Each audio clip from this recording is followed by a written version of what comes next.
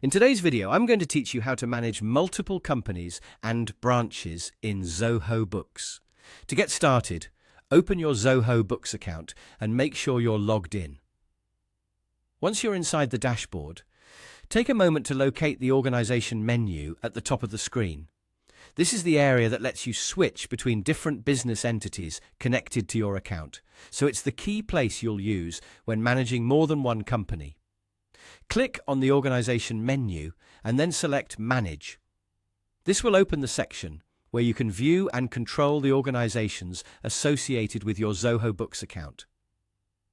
If you're working with multiple businesses, this page helps keep everything organized in one place, which can save time and make navigation much easier.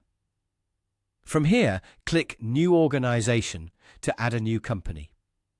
Zoho Books will then guide you to a form where you'll need to enter the necessary company details. Be sure to fill in the information carefully, since these details are important for setting up the organization correctly from the beginning.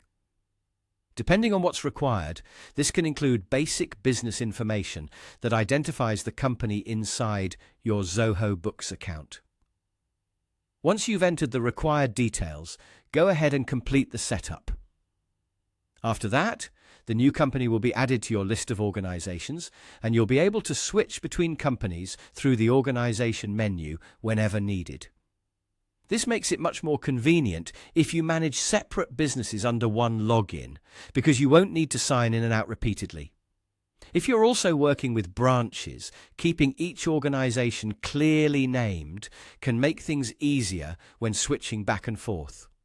A clean setup helps reduce mistakes and ensures you're always working in the correct company environment before entering transactions or reviewing financial data. That's all it takes to add and manage multiple companies in Zoho Books using the organization menu. The process is straightforward.